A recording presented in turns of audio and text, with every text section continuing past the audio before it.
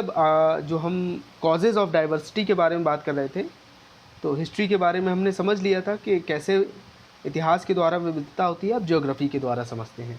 The earth consist of different landforms, it has mountain, desert, fertile plains, plateau, coastal areas and islands. Earth में हमने पढ़ा है कि अलग अलग लैंडफॉर्म्स होते हैं, पर्वत होते हैं, रेगिस्तान होते हैं, उपजाऊ मैदान होते हैं, पठार होते हैं, तटीय क्षेत्र होते हैं, द्वीप होते हैं। तो this geographical diversity influence the climate of a region, thereby leading of difference in food habits, dress, custom and culture of the people around the world. इस भौगोलिक विविधता के कारण जो है किसी क्षेत्र का जलवायु वो भी प्रभावित होती है। इससे क्या होता है, अलग अलग क्षेत्रों के लोगों की फूड हैबिट्स, खाने की आदतें अलग होती हैं, पहनावे की आदतें अलग होती हैं, उनकी मान्यताएं, उनकी जो संस्कृति है वो अलग होती हैं। फॉर एग्ज़ाम्पल, उदाहरण के लिए, people in the coastal region of India prefer seafood. Bharat के अधिकांशतः जो तटीय राज्य हैं, जो समुद्र तट के किनारे स्थित हैं, वहाँ पर सी फूड प्रेफर किया जाता है, मछली ज़्यादा वहाँ पर खाई जाती है। While people living in desert usually eat breads made of millet flour. जबकि जो रेगिस्तानी इलाकों के आसपास के लोग हैं वो मिलेट फ्लोर यानी जो बाजरा होता है उसके आटे से बनी रोटियां खाना पसंद करते हैं। सिमिलरली, ठीक उसी तरह से साउथ इंडिया, दक्षिण भारत में people wear light and cotton clothes through out the year. दक्षिण भारत में लोग साल भर हल्के और सूती वस्त्र पहनते हैं। While the people in north India wear clothes according to the season. अब ये बात हमने पढ़ी हुई है या समझी हुई है कि जो भी इलाके समुद्र के बॉर्डर को टच करते हैं, यानी जो भी इलाके हैं हमारे, जो भी स्टेट हैं, वो उनके किनारे यदि समुद्र है तो वहाँ का जो क्लाइमेट है वो हमेशा मॉडरेट रहेगा, यानी उसमें ज़्यादा विविधता नहीं आएगी कि गर्मी में बहुत अधिक गर्मी पड़ रही है और सर्दियों में बहुत अधिक सर्दी पड़ रही है। वो इलाके जो समुद्री इलाकों से दूर होते हैं, जैसे कि अगर हम उत्तर भारत की बात करें तो ये इलाके समुद्र से दूर हैं इसलिए यहाँ पर एक्सट्रीम वेदर कंडीशन पाई जाती हैं। सर्दियों में अधिक सर्दी पड़ती है, गर्मी में अधिक सर्दी पड़ती है, गर्मी में अधिक गर्मी पड़ती है। इस कारण हम अलग अलग सीज़न में अलग अलग तरह के क्लॉथ्स प्रेफर करते हैं। आइए अब डाइवर्सिटी समझते हैं ऑक्यूपेशनल डिफरेंसेस में। All of us follow a variety of occupation.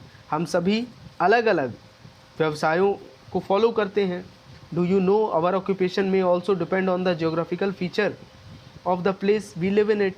क्या हम जानते हैं कि हमारे जो ऑक्यूपेशन, पेशे हैं, जो भी काम हैं, वो वहाँ की जोग्राफिकल फीचर्स पर भी डिपेंड करता है जिस जगह हम रहते हैं। एग्जाम्पल के लिए, people who live in coastal region practise fishing as their main occupation. यानी जो लोग समुद्री तटों के किनारे रहते हैं उनका मेन ऑक्यूपेशन मछली पकड़ना रहता है, वहाँ ज़्यादातर मछुआरे मिलते हैं। While people who stay in fertile planes, यानी जो लोग मैदानी इलाकों में रहते हैं, उपजाऊ मैदानी इलाकों में रहते हैं, वहाँ पर ज़्यादातर किसान पाए जाते हैं।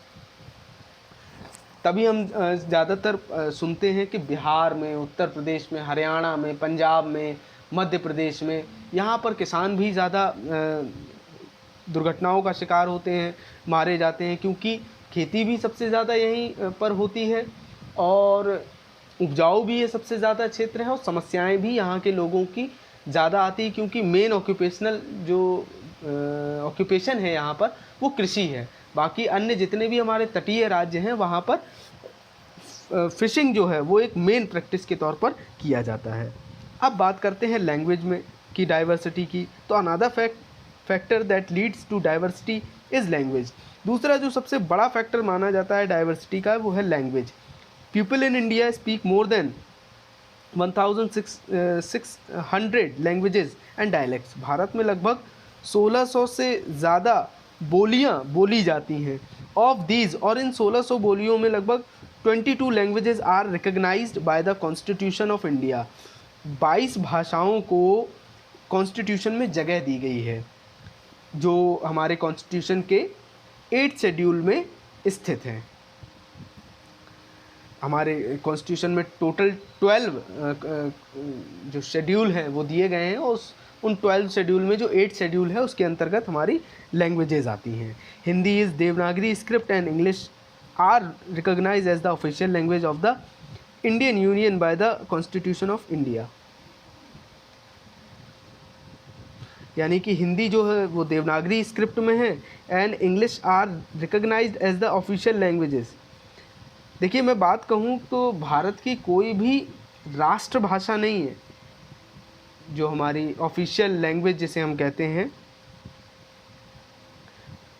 बस केवल इनको सॉरी मैं अगर कहूँ जैसे राजभाषा है कि नेशन की एक लैंग्वेज क्या होनी चाहिए, तो भारत में कोई भी ऐसी नेशन लैंग्वेज नहीं है कि हिंदी होनी चाहिए, यहाँ पर ज़्यादातर लोग हिंदू हैं, इस तरह की कोई चीज़ नहीं है, बल्कि ऑफिशियल लैंग्वेज जो है उसको हिंदी और इंग्लिश के तौर पर माना गया है, आधिकारिक भाषा मानी गई है।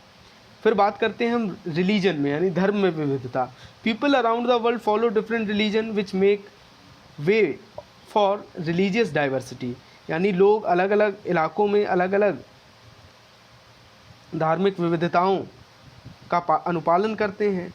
इन इंडिया, भारत में all religion community enjoy equal status in the society. Bharat में हर एक धार्मिक समुदाय समाज में समानता का जो स्टेटस है उसका लाभ उठाता है। भारत में सभी धर्म समान हैं।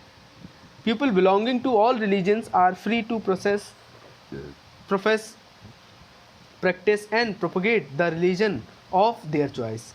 यानी भारत में सभी धर्मों के लोगों को इस बात की आज़ादी है कि वो अपने धर्म का पालन कर सकते हैं, उसको प्रचार प्रसार कर सकते हैं अपनी चॉइस के आधार पर। Which makes India a secular country, जिसके कारण भारत एक सहिष्णु राष्ट्र बनता है। पीपल फॉलोइंग हिंदुइज्म, लोग यहाँ पर Hinduism, Islam, Sikhism, Christianity, Buddhism, Jainism and other religion live here in peace and harmony. यानी यहाँ पर अलग अलग धर्मों के लोग रहते हैं, वो भी शांति और समरसता के साथ। अब डाइवर्सिटी बात करते हैं physical characteristics of the people. Physical characteristics भी अलग होते हैं। Our varied physical features also make us different from each other. यानी देश में अलग अलग लोगों की जो भौतिक स्थिति है वो भी अलग अलग होती है। एग्जाम्पल के लिए some of us shorter than others, कुछ एक दूसरे से बड़े और छोटे भी होते हैं आकार में। वाइल सम आर टॉल, कुछ लंबे होते हैं, कुछ नाटे होते हैं। While have some have light coloured eyes while others have dark coloured eyes, कुछ की हल्की रंग की आँखें होती हैं, कुछ की जो आँखों की पुतली है वो एकदम डार्क होती है। आँखों की पुतलियाँ भी अलग अलग रंगों की पाई जाती हैं। However, in spite of these differences, we are all human beings and we should live together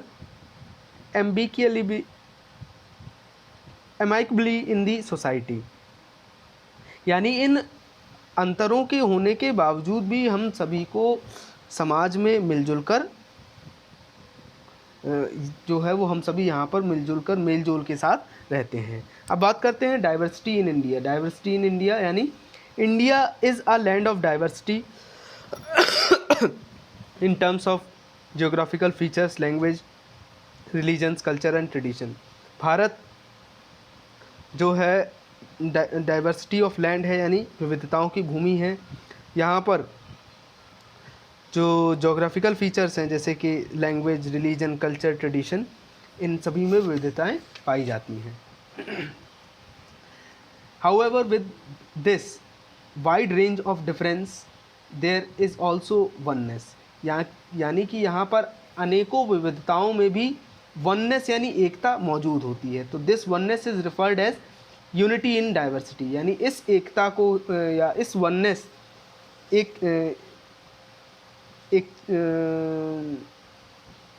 जो एकाचार होता है हमारा, वननेस जो होता है, इसी को हम डाइवर्सिटी इन यूनिटी के तौर पर पेश करते हैं, यानी विविधता में एकता के तौर पर प्रस्तुत करते हैं।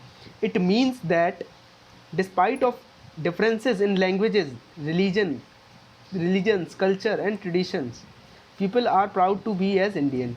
यानी कि भारत में इतनी भाषाओं, धर्म, संस्कृति और परंपराओं की विविधताएं होने के बावजूद हम सभी भारतीय होने पर गर्व करते हैं। The oneness of our people is reflect in our struggle for independence from the British rule.